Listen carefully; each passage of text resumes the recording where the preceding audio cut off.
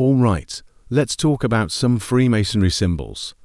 These are some very close-up shots that we're restarting with tonight of 2 items that I am sure everybody is familiar with if they've heard anything about Freemasonry at all. So here they are. The first one is the square and compass, and the second one is the all-seeing eye. You may have seen both of those together in a triangle with the letter G underneath it. That's commonly referred to as the Holy Royal Arch, which is something that happens later on in your degrees in Freemasonry. But these are the main 3 symbols that you see all over the place. The letter G can also be found by itself like this. It might not seem like much, but it actually stands for a few different things. It can stand for God, it can stand for geometry, or it can stand for the great architect of the universe. All of those make sense depending upon what you're looking at. I want to go back to the square and compass for a minute, because these are the 2 most important symbols in Freemasonry. The square represents morality, and the compass represents balance. Together they represent geometry and the building blocks of the universe. A lot of people think that the square and compasses are used to represent the boundaries between earth and heaven, but that's not actually true. Those were set up after the fact when Christianity was being forced on everyone. This symbol has been around for hundreds of years before Christ was ever around.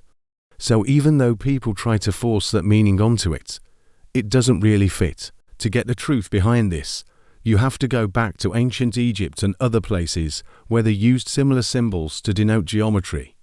In fact, many historians believe that King Solomon wasn't even a Mason, but rather an architect who went to school in Egypt to learn how to build with stone and bring those ideas back to Israel.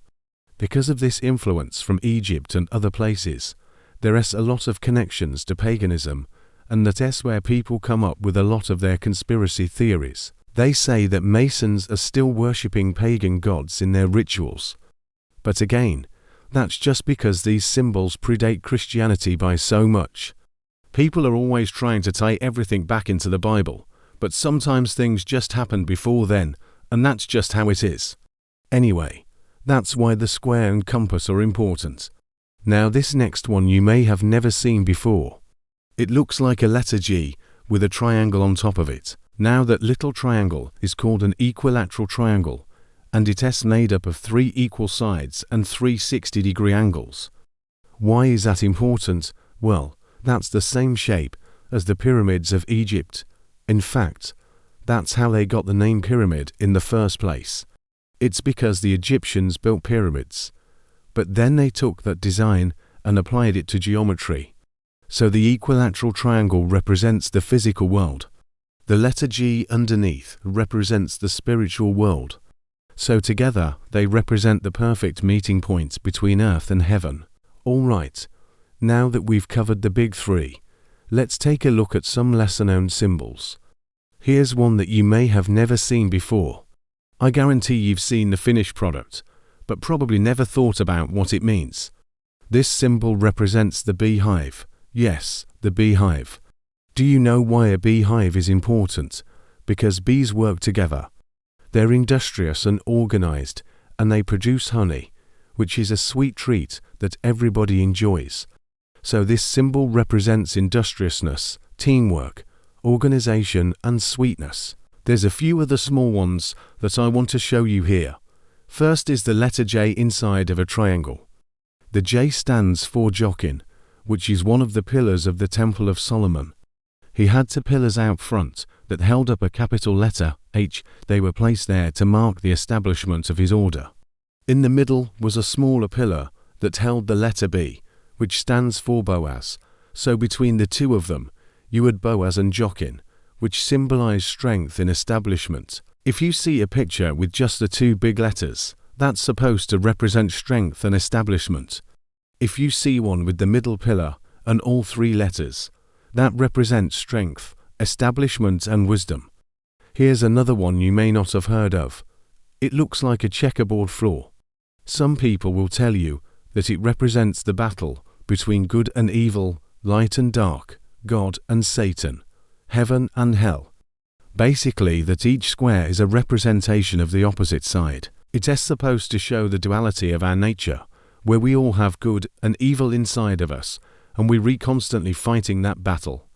It's important to note here that this particular symbol was only adopted by Freemasonry relatively recently. It didn't come into use until the 18th century. Before that, people weren't really aware of the battle between good and evil going on inside of them. The concept of duality is mostly Jungian psychology, meaning that Carl Jung developed that idea in the 20th century, and yet this symbol was already in use. What's interesting about this particular symbol is that the checkerboard came way before either of those concepts did. For example, the game of chess uses a checkerboard pattern. The Hebrew Bible says that Jacob had a speckled and spotted coat that resembled a checkerboard. And there's plenty of other examples throughout history. It appears everywhere, so it's hard to say exactly who invented it.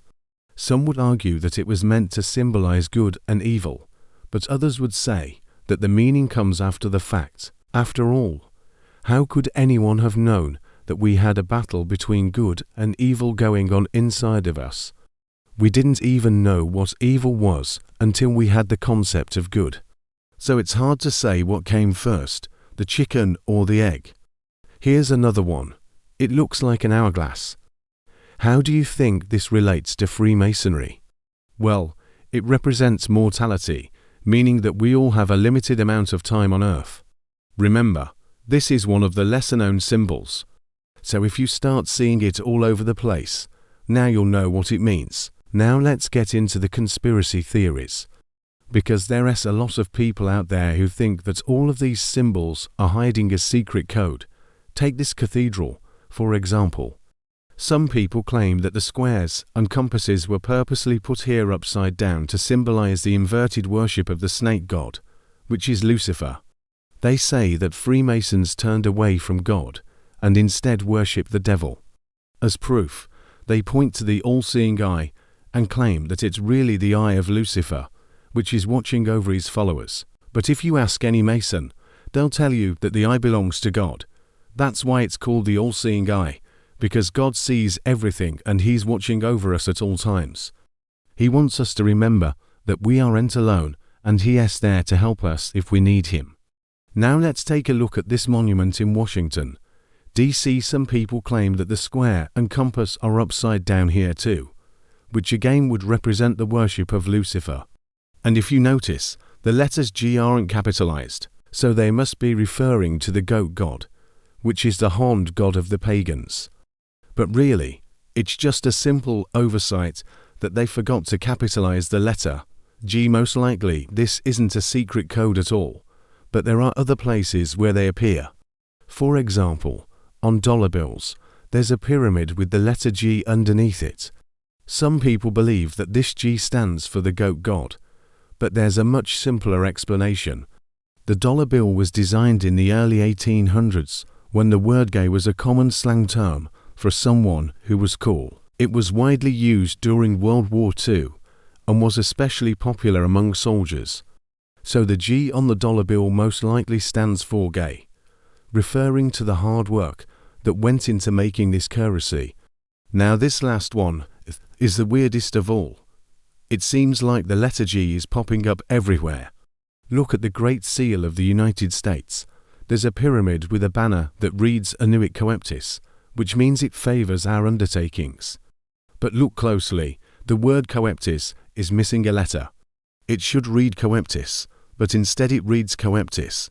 They took the G out. Why would they do that? Well, some people believe that it's a secret code, but that's really silly because it's just a typo.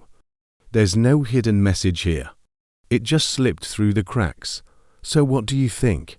Are these just symbols of brotherhood and tradition or encrypted messages passed down through centuries of secrecy? You decide.